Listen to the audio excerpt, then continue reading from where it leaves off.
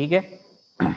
तो ये आपका एल्गोरिदम है। यहाँ पर थर्ड स्टेप में क्या है, आपको मैक्सिमम जो वेरिएबल है उसके अंदर किसकी वैल्यू आपको असाइन करनी है, तो कि एक्स वेरिएबल की। ठीक है, तो यहाँ पर हम कंसिडर कर लेते हैं कि अभी मैक्स की वैल्यू क्या है, एक्स की जो वैल्यू है वही, तो एक्स की वैल्यू क्या है 2। तो हमारे मैक्सिमम वेरिएबल के अंदर यानी कि मैक्स वेरिएबल के अंदर कौन सी वैल्यू आ गई, 2। उसके बाद का जो फोर्थ नंबर का स्टेप है उसमें हमें क्या चेक करना है, कंडीशन चेक करना है कि इफ मैक्स का जो वैल्यू है वो y के अकॉर्डिंग क्या है, y की कंपैरिजन में क्या है, तो यहाँ पर हम मैक्स का वैल्यू क्या लेंगे 2 और y का वैल्यू क्या है हमारे पास 3 है। तो ये कंडीशन ट्रू होगा कि false, 2 greater than 3, false. Condition हमारा फॉल्स होगा। तो कंडीशन फॉल्स होगा तो हम एल्स वाले पोर्शन में जाएंगे। तो एल्स वाले पोर्शन में क्या है, पहले इनिशियली हमने क्या अज्यूम किया था कि एक्स वेरिएबल की वैल्यू ही क्या है, मैक्सिमम है, लेकिन हमारा अजम्पशन क्या हुआ, ये कंडीशन ट्रूथ होता तो हमारा अजम्पशन सही था, लेकिन कंडीशन क्या हुआ, फॉल्स हुआ, तो हमारा अजम्पशन क्या हो गया, फॉल्स हो गया, गलत हो गया। तो जहां पर भी हमारा अजम्पशन गलत रहेगा वहां पर हम उसको क्या करेंगे, करेक्ट करेंगे। करेक्ट करके क्या करेंगे कि नहीं, x की वैल्यू मैक्सिमम नहीं है, ये जो पॉइंट पर हम अवेलेबल है वहां पर किसकी वैल्यू मैक्सिमम है, y की। तो y की जो भी वैल्यू है उसको हम क्या बोलेंगे, मैक्सिमम। तो एल्स वाले पार्ट में यहाँ पे एल्गोरिदम में हम क्या करेंगे कि मैक्स नाम का जो भी वेरिएबल है उसके अंदर किसकी वैल्यू स्टोर करवा देंगे, अभी हम y की। ठीक है, तो यहाँ पर मैक्स नाम का जो भी वेरिएबल है उसकी वैल्यू क्या हो जाएगी 3, क्योंकि y की वैल्यू क्या है हमारे पास 3 है। ठीक है, तो जो उसकी पुरानी वैल्यू 2 होगी वो क्या हो जाएगी, वाइप आउट हो जाएगी और उसकी जगह क्या आ जाएगा, 3 आ जाएगा। तो अब तक हमने क्या किया, x और y को कंपेयर किया, दो वेरिएबल को कंपेयर किया, दोनों वेरिएबल की वैल्यू को कंपेयर किया, उसके अकॉर्डिंग जो मैक्सिमम वैल्यू है वो हमारे मैक्स वेरिएबल के अंदर अभी अवेलेबल है। ठीक है, लेकिन हमें 3 नंबर का करना है। तो नेक्स्ट स्टेप जाएंगे हम यहाँ पर वापस से, अब हम हमारे जो मैक्सिमम वैल्यू है उसको किसके साथ कंपेयर करवाएंगे, z के साथ। ठीक है, यानी कि हमारा जो अभी का मैक्सिमम का अजम्पशन है वो सही है कि नहीं है वो चेक करेंगे। तो उसके लिए वापस से हम कंडीशन चेक करेंगे कि if max greater than Z, तो मैक्स की वैल्यू क्या है, अभी हमारे पास 3 है, ग्रेटर देन जेड की वैल्यू क्या है, 5 है। तो ये कंडीशन ट्रू होगा कि फॉल्स होगा, कंडीशन ट्रू होगा कि फॉल्स होगा, कंडीशन फॉल्स होगा। मतलब हमारा अजम्पशन जो था कि जो हमने मैक्सिमम के अंदर 3 वैल्यू डाली थी, यानी कि y वेरिएबल की वैल्यू डाली थी, जो हमारा अजम्पशन था कि वो मैक्सिमम है, वो हमारा अजम्पशन गलत हो गया। तो उसको हम करेक्ट करेंगे। करेक्ट करके क्या करेंगे, जो हमारा मैक्स वेरिएबल है उसके अंदर हम z की वैल्यू स्टोर कर देंगे, जो कि क्या है, 5 है। तो अभी हमारे मैक्स वेरिएबल के अंदर कौन सी वैल्यू आ जाएगी, 5 आ जाएगी। ठीक है, उसके बाद का जो स्टेप है उसमें क्या करना है, हमने सारी कंपैरिजन कर ली। अब जो मैक्स वेरिएबल के अंदर जो भी वैल्यू होगी वो मैक्सिमम ही होगी, यानी कि वो आपका फाइनल आंसर होगा। तो आपको क्या करना है, उसको प्रिंट करवा देना है और उसके बाद आपका एल्गोरिदम खत्म। तो मैक्स के अंदर कौन सी वैल्यू है अभी आपके पास, तो क्या 5 है, जो कि ये इन तीनों में से क्या है, मैक्सिमम है। तो ये वन केस हुआ। ठीक है, अब हम दूसरा केस कंसिडर करते हैं। फॉर एग्जाम्पल एक्स का वैल्यू क्या है, 5 है, y का वैल्यू क्या है, यहाँ पर 7 है, और z का वैल्यू फॉर एग्जाम्पल 3 है। ठीक है, तो ये केस के लिए हम चेक करते हैं कि हमारा एल्गोरिदम सही होता है कि नहीं। तो यहाँ पर थर्ड स्टेप से हम स्टार्ट करेंगे कि मैक्स की वैल्यू हमें क्या इनिशियलाइज कर देनी है यहाँ पर, तो कि मैक्स की वैल्यू हमारे पास जो एक्स वेरिएबल की वैल्यू है वही हमें कंसीडर करनी है। तो मैक्स इक्वल टू क्या हो जाएगा, 5 हो जाएगा। उसके बाद हम क्या करेंगे, फोर्थ नंबर का स्टेप में है एग्जीक्यूट करेंगे। उसमें हमें क्या करना है, कंडीशन चेक करना है कि मैक्स ग्रेटर देन वाई और नॉट। तो मैक्स की वैल्यू क्या है, 5 है, ठीक है, और वाई की वैल्यू क्या है, 7 है। तो 5 ग्रेटर देन 7 कंसिडर करोगे आप, तो ये कंडीशन क्या हो जाएगा आपका, फॉल्स हो जाएगा। कंडीशन फॉल्स होगा तो आप क्या करोगे, हमारा अजम्पशन गलत हो गया तो हम उसको करेक्ट करेंगे। तो मैक्स के अंदर हम y की वैल्यू को स्टोर करवाएंगे, जो कि है 7। ओके, उसके बाद का जो फिफ्थ नंबर का स्टेप है उसमें वापस से हम क्या करेंगे, हमारा जो मैक्स नाम का वेरिएबल है उसको z के साथ कंपेयर करवाएंगे। तो अभी मैक्स का वैल्यू क्या है 7 है और जेड का वैल्यू क्या है हमारे पास तो क्या 3, तो 7 ग्रेटर देन 3, तो कंडीशन क्या होगा आपका ट्रू या false? True. Okay, condition true होगा। तो यहाँ पर देखो इफ वाले पोर्शन में हमने कुछ नहीं लिखा, इफ ये कंडीशन ट्रू है तो आगे हमें कुछ नहीं करना है, हमें परफॉर्म कोई भी टास्क कभी करना है कि अगर आपका कंडीशन फॉल्स होता है तो भी, ठीक है। अगर ट्रू है मतलब हमारा अजम्पशन क्या है सही है, तो हम आगे बढ़ सकते हैं, ठीक है। तो ये कंडीशन चेक हो गया। उसके बाद का स्टेप क्या आएगा, मैक्स नाम का जो भी वेरिएबल है उसकी वैल्यू आपको प्रिंट करवानी है। तो मैक्स के अंदर कौन सी वैल्यू है अभी आपके पास 7, तो आंसर क्या प्रिंट होगा वहां पर 7। तो ये तीनों में से कौन सा मैक्स है आपका 7 वैल्यू वो मैक्सिमम है, ठीक है। समझ में आ रहा है सबको? Yes sir. Yes sir. इस तरीके से आप दूसरे और भी केस कंसीडर कर सकते हो। फॉर एग्जांपल थर्ड केस हम यहाँ पर कंसीडर करें कि उसमें x का वैल्यू आपका क्या है 7 है, y का वैल्यू आपके पास 5 है और z का वैल्यू क्या है 3 है। तो ये केस में क्या होगा, ये जो दो कंडीशन है वो क्या होगी ट्रू हो जाएगी, एल्स वाले पोर्शन में हम जाएंगे ही नहीं। देखो मैक्स की वैल्यू हम क्या असाइन कर देते हैं 7, यानी कि हमने जो अजम्पशन किया इनिशियली स्टार्टिंग का ही हमारा अजम्पशन क्या होगा यहाँ पर सही हो जाएगा, ठीक है, क्योंकि x का वैल्यू ही इन तीनों में क्या है सबसे मैक्सिमम है। तो हमने हमारे एल्गोरिदम के अकॉर्डिंग इनिशियली क्या कर दिया, x का वैल्यू जो भी है उसको हमने मैक्सिमम बोल दिया। बाद में हमने क्या करेंगे कंडीशन चेक करेंगे कि मैक्स ग्रेटर देन y, तो कंडीशन क्या होगा 7 ग्रेटर देन 5, तो आपका ये कंडीशन क्या होगा ट्रू होगा। कंडीशन ये ट्रू होगा तो आपको कुछ नहीं करना है, नेक्स्ट स्टेप को डायरेक्टली क्या करना है एग्जीक्यूट करना है। तो नेक्स्ट स्टेप में क्या है हमारे पास, वापस से हम क्या करेंगे मैक्स को जेड के साथ कंपेयर करेंगे, तो 7 ग्रेटर देन 3, ये भी कंडीशन ट्रू हो गया। तो हमें कुछ नहीं करना है, डायरेक्टली नेक्स्ट स्टेप को हमें क्या करना है एग्जीक्यूट करना है, और वहां पर क्या हो रहा है हमारा मैक्स वेरिएबल प्रिंट हो रहा है जिसकी वैल्यू क्या है हमारे पास 7 है। तो आपका आंसर क्या प्रिंट होगा यहाँ पर 7 प्रिंट होगा, ठीक है। तो ये तीनों डिफरेंट सिनारियो, यानी कि तीनों जो सिनारियो हमने तीन केस लिए अलग अलग, उसमें क्या किया एक्स वाई और जेड की वैल्यू हमने अलग अलग रख के उसको चेक कर लिया कि हमारा एल्गोरिदम सही है कि नहीं है, ठीक है। तो आप इस तरीके से लिख सकते हो। समझ में आ रहा है सबको? Yes sir. Yes sir. इसमें किसी को डाउट है कोई? नो। ओके। तो अभी हम हमारे जो एक्चुअल पॉइंट है, एक्चुअल टॉपिक है जिसके बारे में हम डिस्कस करने वाले हैं आज, वहां पर चले जाते हैं। किसी और को कोई भी पॉइंट पे कहीं पर भी कोई भी दिक्कत आ रही हो तो मुझे पूछ लेना, ठीक है। तो अब तक हमने डिस्कस किया था इफ स्टेटमेंट और दूसरा डिस्कस किया था इफ एल्स स्टेटमेंट। अब जो नेक्स्ट पॉइंट है हमारे पास वो क्या है, तो कि नेस्टेड इफ स्टेटमेंट है। नेस्टेड इफ स्टेटमेंट मतलब क्या होगा, कोई भी एक इफ ब्लॉक होगा। देखो यहाँ पर सिंटेक्स देख लो पहले इसका, यहाँ पर ये क्या है हमारे पास सिंगल इफ ब्लॉक है, उसके अंदर आप क्या लिखते हो दूसरा इफ ब्लॉक लिखते हो, ठीक है। ऐसा कंपलसरी नहीं है कि इफ और एल्स अगर आप नेस्टेड में यूज करो तो दोनों को साथ में करना है। आप इस तरीके से कर सकते हो, इफ लिखा है उसके अंदर आप दूसरा इफ लिख सकते हो, ठीक है। इफ के साथ ऑलवेज कंडीशन आएगा, ठीक है। तो यहाँ पर कंडीशन ये उसका जो ट्रू वाला ब्लॉक होगा वो आएगा इफ के साथ में। तो इस तरीके का लिखोगे तो आप इसको भी नेस्टेड स्टेटमेंट बोल सकते हो। यहाँ पर सिंटेक्स में जो दिखाया गया है कि इफ वाले ब्लॉक में आपने इफ एल्स लिखा और एल्स वाले में कुछ भी नहीं लिखा तो ये भी नेस्टेड है। अगर आपका इस तरीके से होगा कि इफ यहाँ पर कंडीशन फिर एल्स लिखोगे आप, उसके अंदर आपने इफ बाद में कंडीशन और एल्स लिखा, तो ये भी क्या होगा आपका नेस्टेड इफ होगा, ठीक है।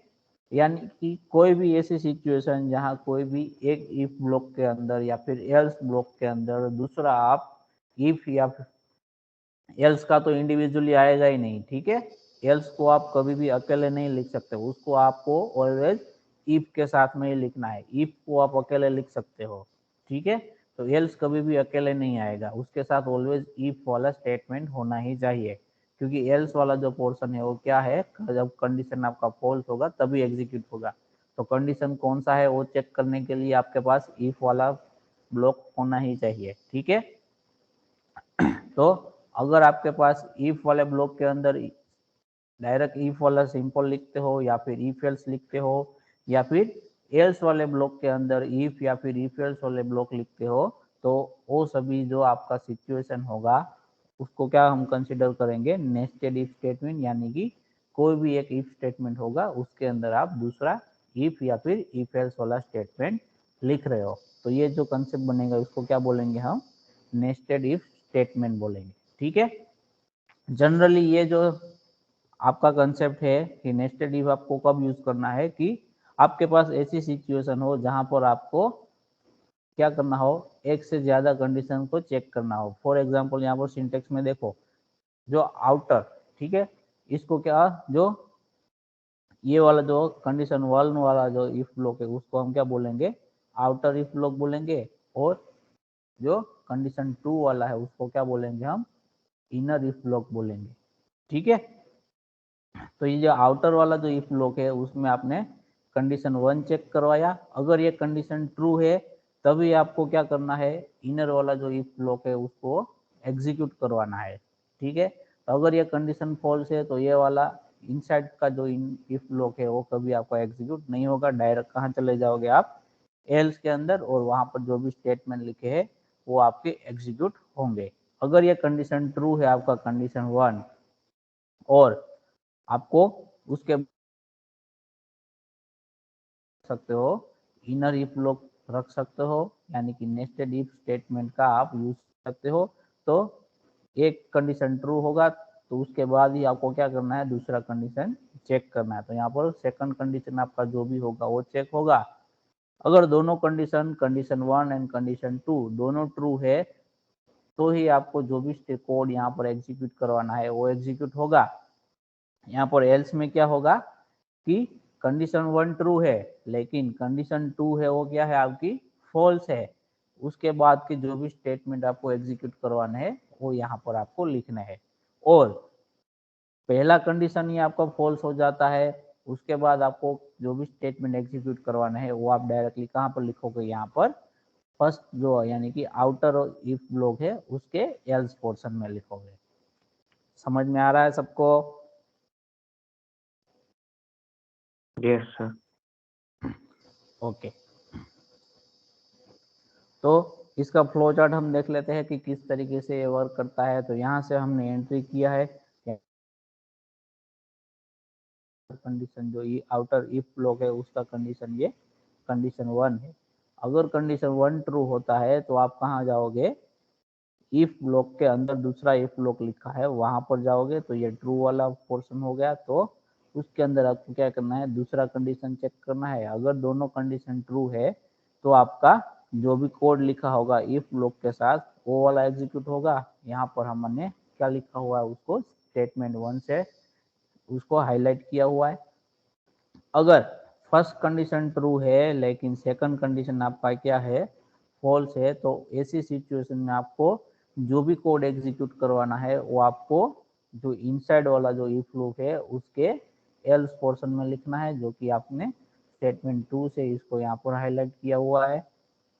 अगर आपका फर्स्ट कंडीशन ही क्या हो जाता है, फॉल्स हो जाता है, तो ऐसी सिचुएशन में आपको जो भी कोड एग्जीक्यूट करवाना है वो हम कहाँ पर लिखेंगे, आउटर जो हमारा इफ लूप होगा, सॉरी आउटर हमारा जो इफ ब्लॉक होगा उसके एल्स ब्लॉक में हम यहाँ पर जो भी लिखेंगे स्टेटमेंट थ्री से जो हमने हाईलाइट किया है वो वाला एग्जीक्यूट होगा।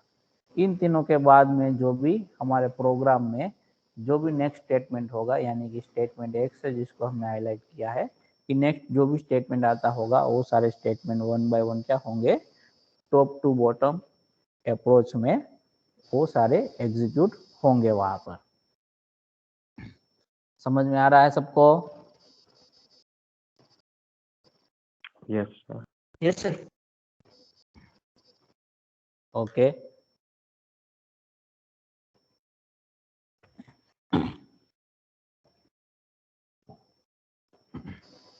ठीक है, तो इसके लिए अभी हम क्या कर लेते हैं, प्रोग्राम देख लेते हैं नेस्टेड इफ स्टेटमेंट के लिए कि किस तरीके से वो वर्क करेगा हमारे लिए।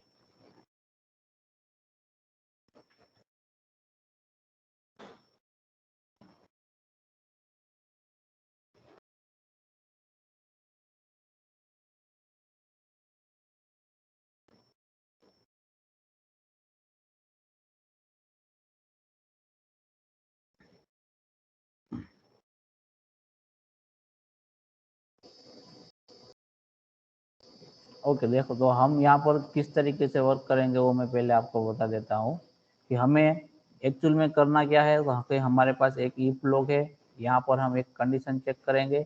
अगर ये कंडीशन ट्रू होता है तो इनसाइड वाला जो इफ ब्लॉक है उसके अंदर हम दूसरा कंडीशन चेक करेंगे, ठीक है।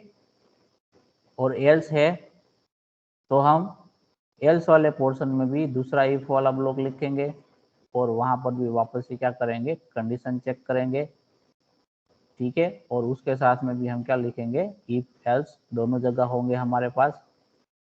इस तरीके से हम स्ट्रक्चर बनाएंगे। तो ये स्ट्रक्चर हम किस तरीके से बना सकते हैं, तो अभी हमने जो अल्गोरिदम बनाया मैक्सिमम वाला, ठीक है, मैक्सिमम नंबर फाइंड करने के लिए हमने क्या बनाया, यहाँ पर अल्गोरिदम बनाया। तो यहाँ पर हमारे पास कितने वेरिएबल थे, कि 3 वेरिएबल थे। तो इसको हम नेस्टेड इफ के जरिए किस तरीके से एग्जीक्यूट करवा सकते हैं, तो फॉर एग्जांपल पहला जो हमारा कंडीशन रहेगा उसमें हम क्या करवाएंगे, एक्स और वाई की वैल्यू को क्या करवाएंगे, यहाँ पर कंपेयर करवाएंगे। तो यहाँ पर लिखेंगे कि एक्स ग्रेटर देन वाई। अगर ये कंडीशन ट्रू होगा तो हमें क्या करना है, एक्स का वापस से क्या करना है, जेड के साथ कंपैरिजन करना है, ठीक है। तो यहाँ पर अगर एज्यूम कर लेते हैं कि ये कंडीशन ट्रू है तो दूसरा हम क्या करवाएंगे, एक्स ग्रेटर देन जेड।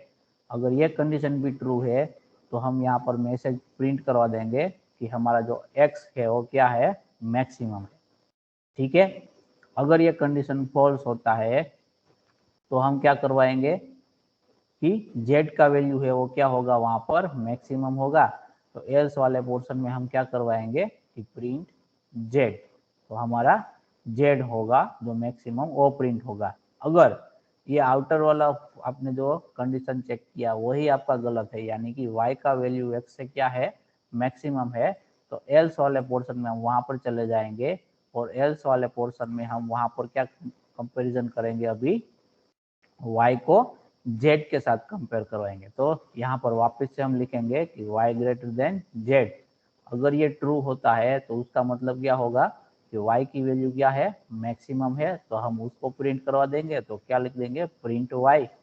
अगर ये कंडीशन फॉल्स होता है तो उसका मतलब क्या होगा कि हमारा z का वैल्यू जो है वो क्या है, मैक्सिमम है। तो एल्स पोर्शन में हम क्या करवाएंगे, z की वैल्यू को प्रिंट करवाएंगे।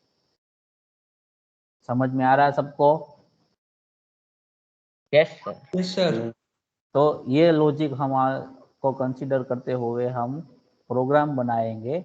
और ये जो प्रोग्राम बनाएंगे उसमें क्या करेंगे, हम 3 नंबर्स लेंगे, कंसीडर करेंगे, और 3 नंबर में से जो मैक्सिमम नंबर जो होगा वो हमें आंसर में वहां पर मिलना चाहिए, ठीक है। एज पर और डिस्कशन जो हमने यहाँ पर लॉजिक डिस्कस किया उसके हिसाब से हमें मैक्सिमम जो भी वैल्यू है तीनों में से वो हमें आंसर में मिलनी चाहिए, ठीक है। तो अभी हम ये जो हमने लॉजिक डिस्कस किया उसको हम प्रोग्राम में इम्प्लीमेंट करते हैं और बाद में देखते हैं कि हमने जो यहाँ पर लॉजिक हमने बिल्ड किया है अपने हिसाब से वो हमारा सही होता है कि नहीं होता है, ठीक है। तो अभी हम प्रोग्राम यहाँ पर लिखना स्टार्ट कर देते हैं। तो पहले तो हम लिख देते हैं, प्रोग्राम का नाम लिख देते हैं कि फाइंड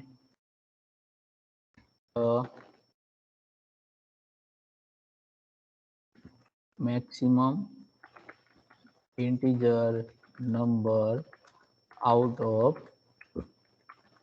3 नंबर, ठीक है। अब हमें क्या करना है कि हमें जो तीनों नंबर है उसको हमें जब हमारा प्रोग्राम एग्जीक्यूट होगा तभी हमें क्या करना है, यूजर से रीड करवाना है। तो उसके लिए हमें कौन सा फंक्शन लगेगा, कोई बता सकता है?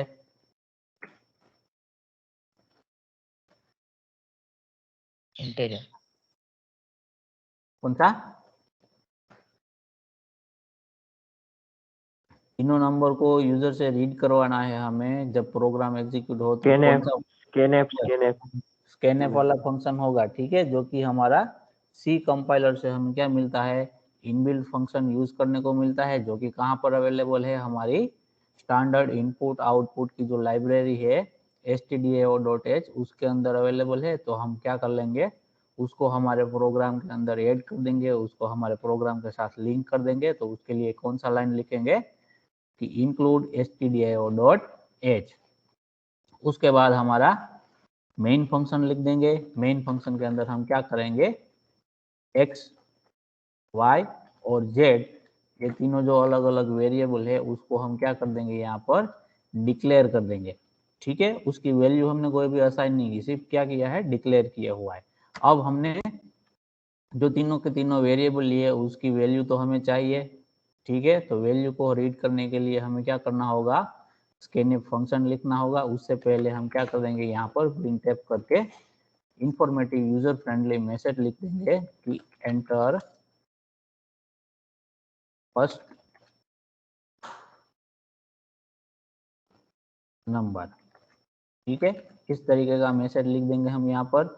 उसके बाद क्या कर देंगे, हम स्कैनफ कर देंगे। स्कैनफ करेंगे हम परसेंटेज डी करेंगे, क्योंकि हमने यहाँ पर डेटा टाइप कौन सा कंसीडर किया है, इंटीजर वाला, और उसको हम यहाँ पर एक्स वेरिएबल के अंदर स्टोर करवा देंगे।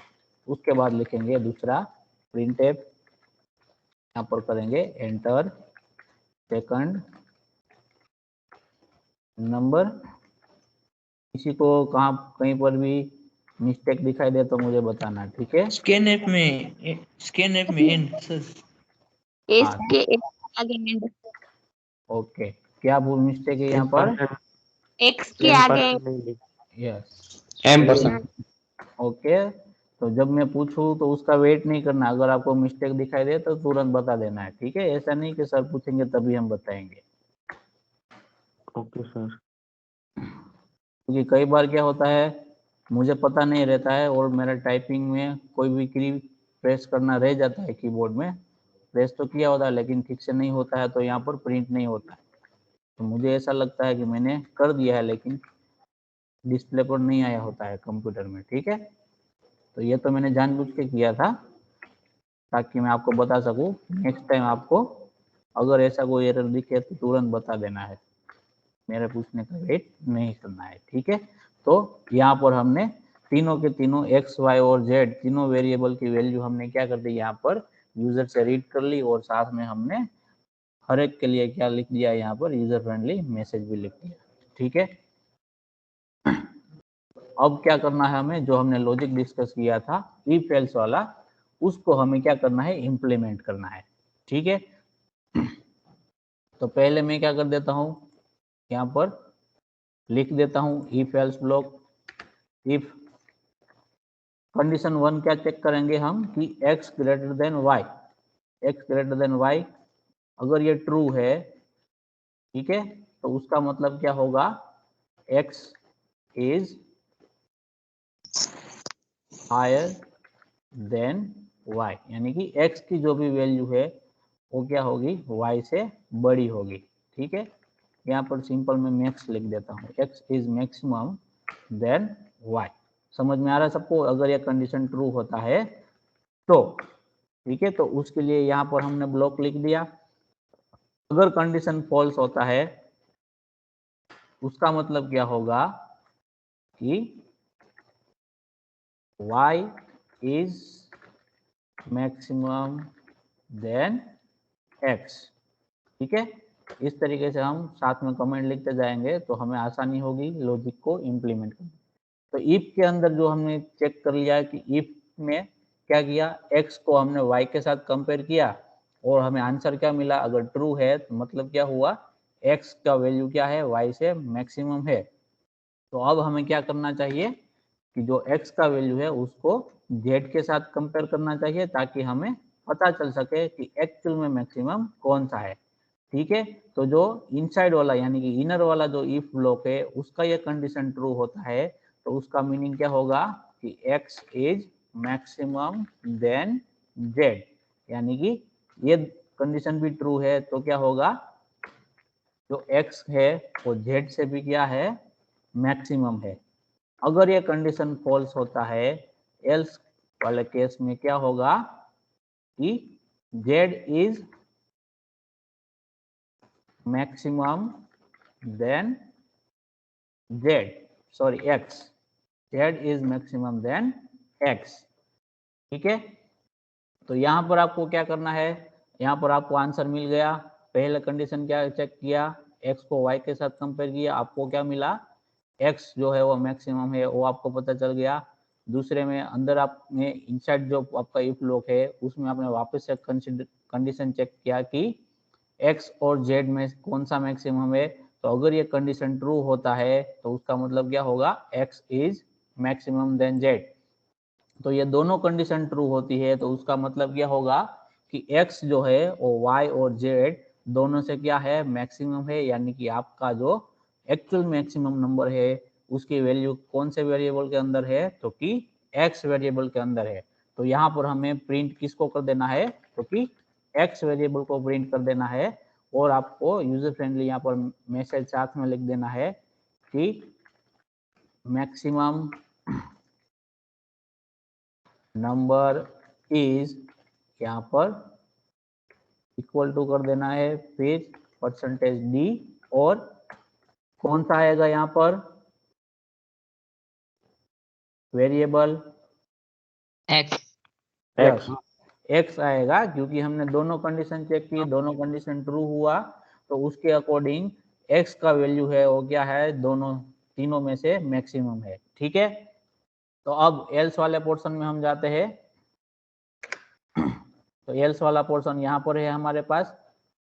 एल्स वाले पोर्शन में जाएंगे तो उसका मतलब क्या होगा कि ये इफ वाला है वो हमारा ट्रू है, यानी कि y की वैल्यू से x की वैल्यू क्या है, मैक्सिमम है। अब हमने चेक क्या किया कि x की वैल्यू है वो z से मैक्सिमम है कि नहीं है। अगर ये कंडीशन फॉल्स होता है तो उसका मतलब क्या होगा कि हमारा जो z का वैल्यू है वो x से बड़ा है। और ऑलरेडी हमने चेक कर लिया कि x का वैल्यू y से क्या है, बड़ा है। तो z का वैल्यू x से बड़ा है और x का वैल्यू y से बड़ा है, तो अल्टीमेटली तीनों में से मैक्सिमम कौन होगा, आपका z होगा। तो एल्स पोर्शन में यानी कि जब ये कंडीशन फॉल्स होगा तो उसका मतलब क्या होगा कि x, y और z में से कौन सा वेरिएबल की वैल्यू मैक्सिमम होगी, क्योंकि z की होगी। तो यहाँ पर एल्स पोर्शन में हम किसको प्रिंट करवाएंगे, तो कि z को प्रिंट करवा देंगे। ठीक है, तो यहाँ पर लिख देंगे कि maximum number is equal to %d, और कौन सा वेरिएबल यहाँ पर प्रिंट करवाएंगे, z z को प्रिंट करवाएंगे। ठीक है, तो ये जो फर्स्ट पोर्शन था हमारा वो कंप्लीट हो गया। ये कौन से केस में हम कंसिडर करेंगे कि जब x और y को आप कंपेयर करवाओगे और उसमें से x का वैल्यू मैक्सिमम होगा तभी। अगर ऐसा भी बन सकता है कि जब आप x और y को कंपेयर करवाओ तब x का वैल्यू क्या हो, y के वैल्यू से छोटा हो। तो ऐसे केस में क्या होगा, ये जो आउटसाइड वाला जो आपका इफ ब्लॉक है उसका कंडीशन क्या होगा, फॉल्स होगा। फॉल्स होगा तो आप डायरेक्टली कहाँ चले जाओगे, उसके एल्स पोर्शन के अंदर। तो अब हमें यहाँ पर क्या करना है, y की वैल्यू को क्या करना है, z के साथ कंपेयर करना है। क्योंकि कंडीशन पहला फॉल्स हुआ तो उसका मतलब क्या होगा कि y का वैल्यू है वो x से क्या है, बड़ा है, यानी कि y is maximum than x। तो अभी हमें y की वैल्यू को किसके साथ कंपेयर करना है, तो कि z के साथ कंपेयर करना है और चेक करना है कि दोनों में से कौन सा मैक्सिमम है। तो इफ वाले ब्लॉक में हम क्या करेंगे, सॉरी एल्स वाले ब्लॉक में हम वापस से क्या करेंगे, दूसरा इफ स्टेटमेंट लिखेंगे जैसे कि हमने इफ वाले में लिखा था। यहाँ पर हम कंडीशन किसके साथ कंपेयर करेंगे, y को z के साथ कंपेयर करेंगे। ठीक है, क्या करेंगे, y को z के साथ कंपेयर करेंगे। तो यहाँ पर लिख देंगे कि अगर ये कंडीशन ट्रू होता है पहला आपका इफ वाला, तो क्या होगा कि y is maximum than z। ठीक है, तो क्या होगा यहाँ पर, y is maximum than z। अगर ये कंडीशन आपका फॉल्स होता है तो उसका मतलब क्या होगा कि z की वैल्यू क्या है, y से बड़ी है। तो उसका मतलब क्या होगा, यहाँ पर कंडीशन फॉल्स होगा तो क्या होगा कि z is maximum than y।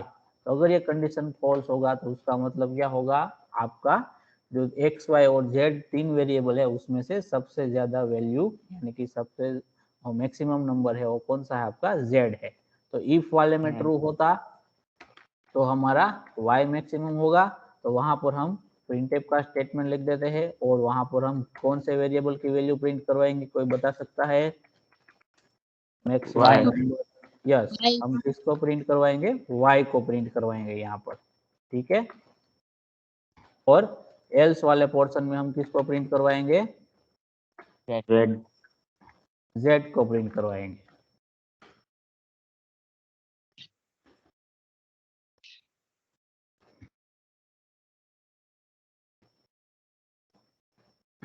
Okay, तो अब हमने जो लॉजिक हमने डिस्कस किया था वो सारा हमने यहाँ पर क्या कर दिया हुआ है, इम्प्लीमेंट कर दिया हुआ है।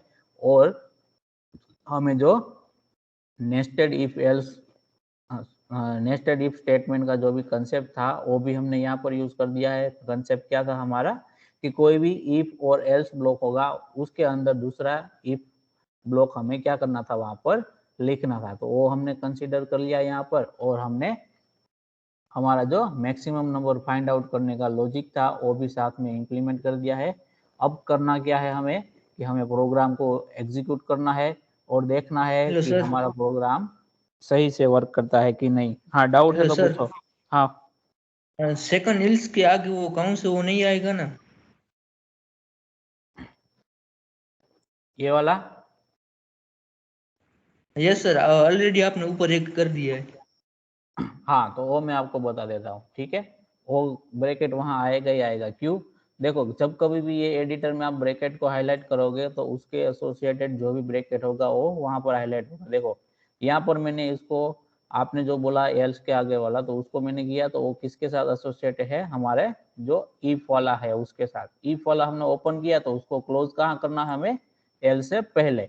ये वाला जो पूरा है वो हमारे इफ के इनसाइड में लिखा हुआ है, ठीक है, इसलिए हम उसको एक स्पेस अंदर लिखे हैं, देखो सबको। तो जब कभी भी आप प्रोग्राम लिखो तो आपको ऐसी प्रैक्टिस फॉलो करनी है, आइदर आप पेपर पे लिखो या फिर कंप्यूटर में लिखो, ठीक है। जब आप कोई भी ब्लॉक हो यानी कि कोई भी ब्रैकेट हो उसके अंदर का कोड लिख रहे हो तो आपको एक स्पेस वहां पर छोड़ देना है, आगे टैब बटन प्रेस करना है, ठीक है। यहाँ पर टैब बटन प्रेस करोगे तो इतना स्पेस रहेगा वहां पर, इससे कि पता चलता है आपको कि इनसाइड ब्लॉक का कोड कहाँ तक लिखा है और आउटसाइड ब्लॉक कहाँ से स्टार्ट होके कहाँ पर खत्म हो रहा है, ठीक है। तो इस तरीके से आपको फॉलो करना है। आप नोटबुक में लिखो तब भी आपको इस तरीके से स्पेस रख के लिखना है, ठीक है।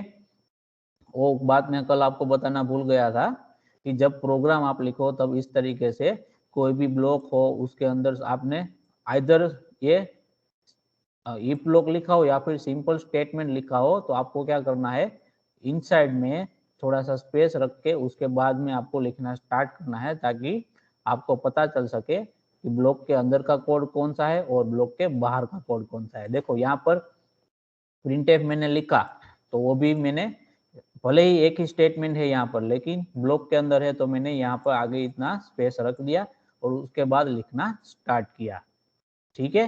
वैसे ही एल्स ब्लॉक में तो आपका ये इफ वाला यहाँ पर स्टार्ट होता है और यहाँ पर खत्म होता है, उसके बाद हमारा एल्स है, ठीक है। तो इसको आप इस तरीके से नीचे की लाइन से भी लिख सकते हो, ठीक है, और सेम लाइन से भी लिख सकते हो, उसमें कोई भी दिक्कत नहीं है। तो ये जैसे जैसे आप प्रैक्टिस करोगे आपको पता चलता जाएगा आगे, ठीक है। तो आपने यहाँ पर देखा कि ब्रैकेट ज्यादा लगा लेकिन एक्चुअल में वो ब्रैकेट इफ वाला है, ठीक है। समझ में आ रहा है सबको? Yes sir. Yes sir. Okay. तो आपको कभी भी ऐसा लगे किसी को भी तो आपको बता देना है, फिर भले ही आप गलत हो उसमें कोई प्रॉब्लम नहीं है, ठीक है। अगर आप क्वेरी रेज करोगे तो आपको जानने को मिलेगा, शायद कभी ऐसा भी हो सकता है मैं कुछ बताना भूल जाता हूँ, अगर आपकी क्वेरी रेज होती है तो मुझे वो पता चल जाता है कि कौन सा पॉइंट ज़्यादा हाईलाइट करने वाला रह गया, ठीक है। तो अब हम क्या करेंगे, प्रोग्राम को एग्जीक्यूट करेंगे और देखेंगे कि हमारा प्रोग्राम सही से वर्क करता है कि नहीं। हमने एग्जीक्यूट कर दिया, फर्स्ट नंबर फॉर एग्जांपल हम 23 डालते हैं, फिर डाले हमने 12 और थर्ड में हम डालते हैं 45। हमें आंसर क्या मिलना चाहिए? 45 मिलना चाहिए, जो कि हमें मिल रहा है। अब हम दूसरा केस ट्राई कर रहे हैं। यहाँ पर फर्स्ट केस में क्या किया हमने कि सबसे मैक्सिमम यानी कि सबसे बड़ा नंबर कौन सा डाला? थर्ड में डाला, और सबसे छोटा फर्स्ट में डाला हमने, सॉरी सेकंड में। ठीक है, अब हम क्या करेंगे? फर्स्ट में मैक्सिमम डालेंगे, फिर 12, फिर 6। अभी हम 34 मिल रहा है। फिर से वापस से चेक करेंगे, 9, 4, 56 तो 56। ठीक है, तो आप इस तरीके से ट्राई कर सकते हो। बहुत सारे केसेस होंगे, अलग अलग केसेस के लिए सही सब केसेस में हमें आंसर क्या मिलना चाहिए? सही आंसर मिलना चाहिए। ठीक है, समझ में आ रहा है सबको? Yes sir. ये प्रोग्राम में किसी को कोई भी डाउट हो तो पूछो अभी इसमें। No sir. Nested if statement सबको समझ में आ गया? Yes sir. ओके, अभी आपका किसी का लेक्चर है कि नहीं है? नहीं ठीक है, तो कंटिन्यू करना है कि कल रखेंगे? आप आप जैसा अच्छा हो वैसा कर सकते। सब लोग एग्री है, कंटिन्यू कर सकते हैं? Yes sir. कि थक गए हो बाकी के लोग? Yes. 2-3 लोग बोल रहे हैं, बाकी के क्या हुआ? Yes sir. कंटिन्यू कर लो। ओके, अभी मैं यहाँ पर देख रहा हूँ सिर्फ 34 लोग ही है। ठीक है, जनरली 50 अराउंड होते हैं, 50-54। तो सर आधे लोगों को पता ही नहीं है क्लास है। ऐसा है? हाँ सर, पता ही नहीं है सर। एक एक को पर्सनली मैसेज करना पड़ता है, और कुछ लोग बोलते हैं हमें पर्सनल क्यों मैसेज कर रहे हो, इसलिए फिर सर ग्रुप में लिंक डाल देते हैं हम लोग।